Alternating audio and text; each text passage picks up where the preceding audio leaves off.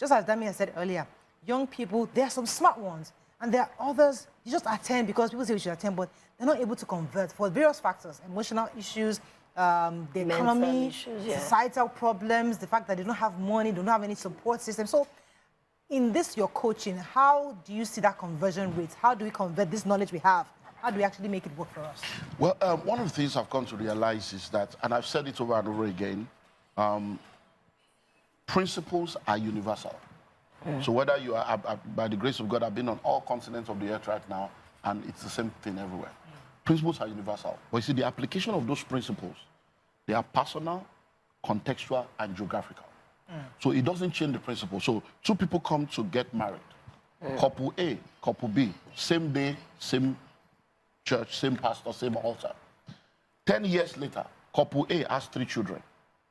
Couple B does not have a child. Now, does it mean that sex does no Produce children. It still produces children. So for couple B to say sex is a scam, it doesn't work, they are wrong. The reason why it's not working for you is not because the principle of intimacy to procreation is wrong, it's because there is an underlying factor. There are other things that are peculiar to you that has nothing to do with the principle. That's the problem with people. I sat down on this table a while back, and a man said, I agree with everything he's saying, but it cannot work in Nigeria. And Toko was sitting next to me. I don't know if you remember. I said, what you say is not working. This is an example. It's working here. Someone called me October 2000. Got to know about me during COVID. It was one of those that used to listen to my singles program.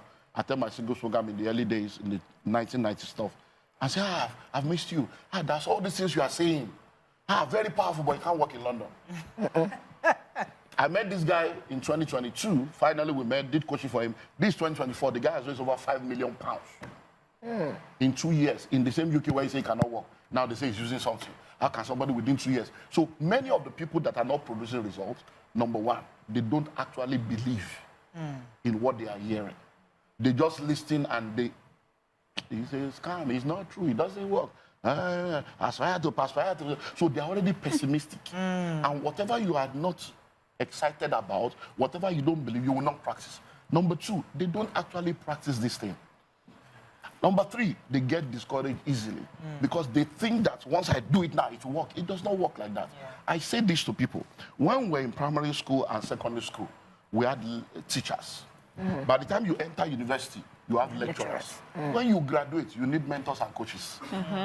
But guess what? When you are in primary and secondary school, you were paying school fees.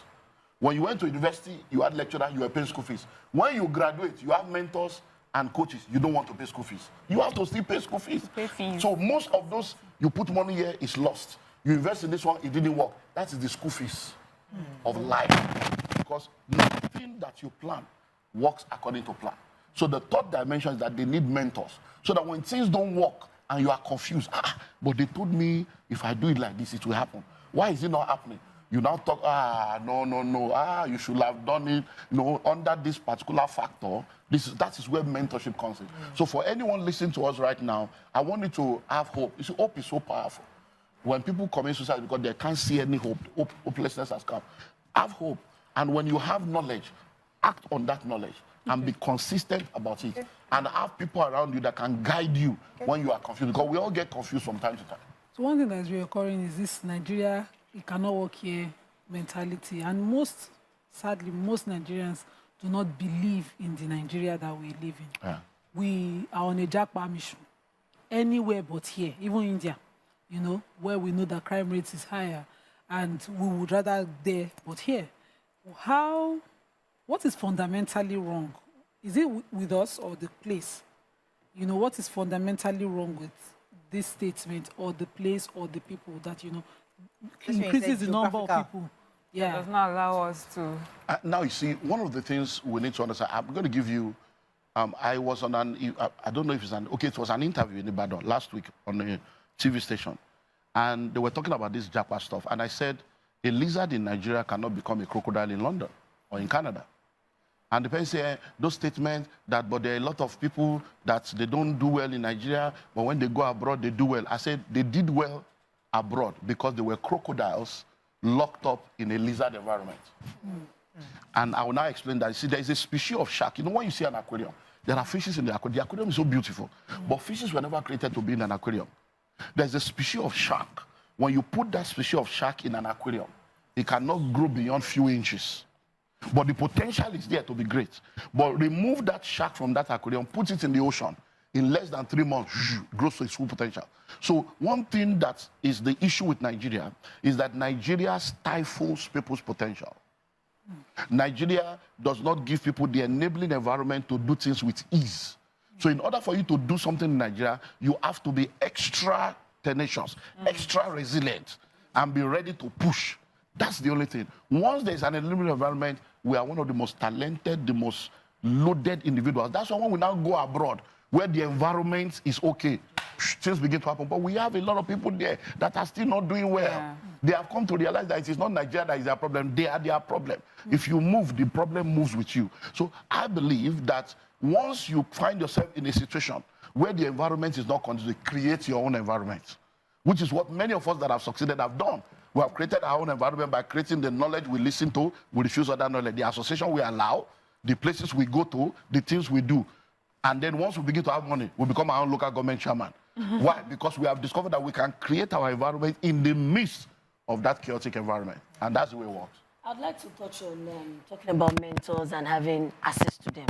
There's sometimes that we feel that maybe I look up to this person, I have this person is my mentor. Then when you have the opportunity to meet such a person, sometimes you discover that, oh, it's not really what I thought from the outside that is going on the inside. How can people choose mentors? Should they choose mentors based on their profession or based on their own morals and values? How exactly do we shop for a mentor? It begins by asking yourself, who is a mentor? You see, you are not going to a surgeon because he's a good husband. You are going to a surgeon because he's the best surgeon that can take care of you. So you can get to the hospital and he has 3 wives and 14 side chicks, but he's the best surgeon. You are not going there for moral values. You are going there for the technical skill that he has.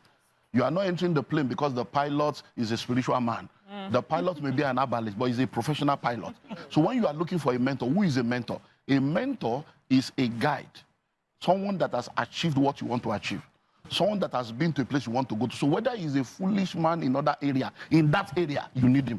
And that's why you go to. It's called the sieve principle, to sieve. So you go there, collect the one you want to collect, and then you discard the other one. We all have parents. Our parents are not perfect people. Yeah. You know that one, that is, but have they stopped being your parents? You take the good, you discard the evil. So don't throw the baby away with the bathwater. It happens. I'm a pastor. It happens even in church.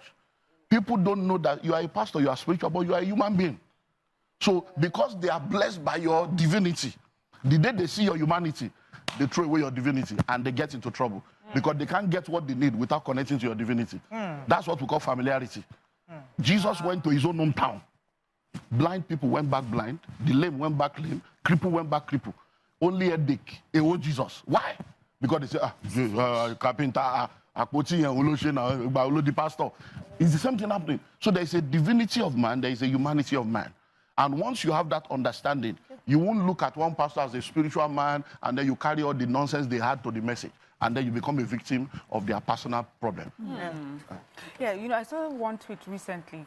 And the person says that if you could learn to be a billionaire or learn to be financially, you know, better, then the billionaire to the driver would be a billionaire as well. His cook would be a billionaire. All the people around him, his siblings, you find some billionaires, siblings, nobody in the family is a billionaire. So is it really that something that can be taught, or that a billionaire needs to be in a position where he's taking from people to enrich himself to be that? So it was a conversation I saw, like people were going back and forth and trying to explain that. Of course, people will go back and forth. You see, we have had these experiments done, stories all over. You can take all the money in the world and share it among everybody equally. In 5 years, the money will be back in the hands of those that it belongs to. Most of those people, okay, somebody is a driver to a billionaire.